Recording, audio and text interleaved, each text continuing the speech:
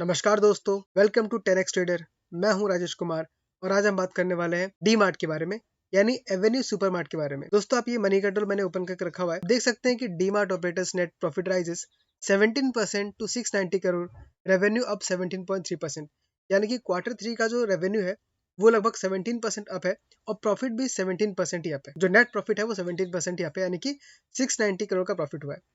नीचे में अगर आप आके देखेंगे तो यहाँ पे दिखा रहा था company stand alone net profit rose 14.9% from 641 crore in the previous year.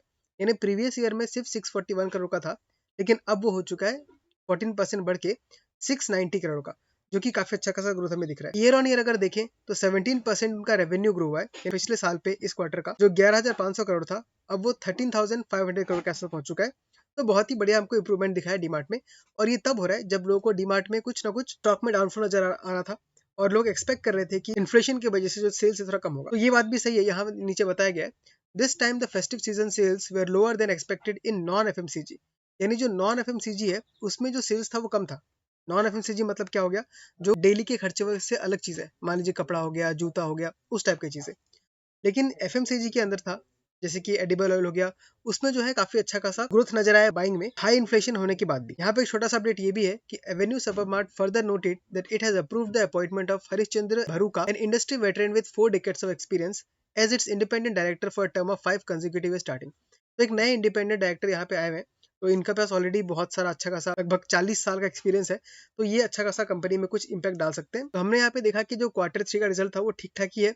Non FMCG में अभी भी ग्रोथ नहीं है। असल में जब स्टॉक का जब हाई पी मिलता है तो वो नॉन एफएमसीजी की ग्रोथ करने से ही मिलेगा, क्योंकि उसमें मार्जिन बहुत ज्यादा होता है।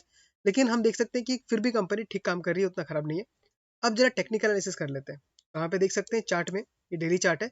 यहाँ मैंने ऑलरेडी 3 लाइन बना के रखा हुआ है। तो मैंने 3 लाइन इसलिए बनाया है, यहाँ पे हम एक और लाइन बना सकते हैं। यहाँ पे ये अलग अलग एक रेंज है इस कंपनी का, जिस रेंज पे ये कंपनी सपोर्ट लेती है और रेजिस्टेंस लेती है। अब देख सकते हैं जो ये पहला एरिया है, जो सबसे नीचे वाला है, ये इसका बहुत ही बढ़िया सपोर्ट की तरह काम कर रहा है।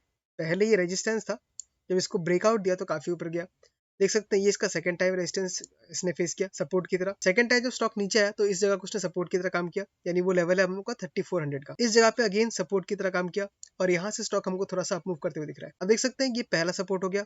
दूसरा सपोर्ट एक हल्का सा हमको यहाँ पे आसपास नजर आता है, इस जगह पे देख सकते हैं, इस जगह पे हल्का सा सपोर्ट है। तो ये लेवल है हम लोग का 3800 का, जिसके आसपास अभी कंपनी घूम रहा है। और ऊपर की तरफ अगर हम रेजिस्टेंस देखने का ट्राई करें तो लगभग 4200 इसका एक रेजिस्टेंस बन के नजर आता है हमको। अब देख सकते हैं कि ये सारा का सारा रेजिस्टेंस की तरह काम कर रहा है। और इस रेजिस्टेंस को अगर ब्रेक कर देता है तो नेक्स्ट हमारा जो टारगेट निकल के आता है, जो नेक्स्ट रेजिस्टेंस होगा वो लगभग 4500 का है, या आप 4600 मान सकते हैं। तो ये तो हम लोग का टारगेट 2 हो जाएगा। लेकिन अगर मैं इसके बेसिस पे टारगेट 1 देखूं तो हमको नजर आता है ये वाला।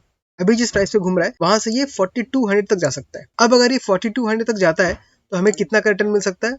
लगभग 10% का रिटर्न हमें मिल रहा है, जो कि मैं ठीक ठाक रिटर्न ही बोलूंगा, क्योंकि कंपनी काफी सेफ है। दूसरा, अगर मैं आरएसआई लेवल देखूं तो आरएसआई भी काफी नीचे आ चुका है, लगभग 35 के आसपास चल रहा है। और आप हम लोग का जो बहुत फेमस एक स्ट्रेटेजी है कि जब भी किसी अच्छे कंपनी में आरएसआई अगर 30 के आसपास आता है तो बिना डरे आपको धीरे धीरे बाय करना है, क्योंकि वो आपको अच्छा खासा रिटर्न देते ही है। तो चार्ट बहुत ज्यादा कंफ्यूजिंग लग रहा होगा, इसलिए मैं सारे के सारे डायग्राम्स को डिलीट कर देता हूँ और मैं सिर्फ दिखाता हूँ कि आरएसआई 30 पे अगर आप बाय करते तो आपको हमेशा अच्छा अच्छा मौका मिलता प्रॉफिट कमाने का। आप देख सकते हैं पहला आपको मौका यहाँ मिला। आप कहीं से भी ले सकते हैं, मैं रेंडमली कहीं से स्टार्ट कर दे रहा हूँ। तो यहाँ से आप लेते तो लगभग आपको 23 डेज के अंदर 8% का रिटर्न मिल जाता, जो कि बहुत बढ़िया है। आप देख सकते हैं जैसे आरएसआई 70 को टच करेगा हमको सेल कर देना है। नेक्स्ट आरएसआई आपका 30 हुआ था इस जगह पे। यहाँ पे अगर आप लेते तो यहाँ पे देखिए आपको स्टॉक में थोड़ा नुकसान होता, लेकिन ज्यादा समय तक नहीं, क्योंकि आरएसआई उसके बाद फिर नीचे ही रहता था। तो आपको अगर पता है कि आरएसआई में ट्रेड कैसे करना है और कंपनी अगर अच्छा है तो ऐसे जगह पे आपको घबराना नहीं है, आपको और थोड़ा अमाउंट ऐड कर देना है। आप देख सकते हैं यहाँ पे आपको फिर से और ऐड कर सकते थे, क्योंकि आरएसआई फिर से 30 को टच कर रहा था। तो आपका भले ही अमाउंट ज्यादा हो जाता, आपको टाइम थोड़ा लग जाता, लेकिन आपको यहाँ पे अगेन आपको 7-8% का रिटर्न मिल जाता 82 डेज के अंदर। याद रखिएगा दोस्तों, आपको 7-8% से ज्यादा मिलता है, क्योंकि पहले वाले पे 7% मिल रहा है और जो दूसरा अमाउंट आपने डाला उसके ऊपर आपको लगभग 10% का मिल रहा है। तो नेट नेट मिला के आपका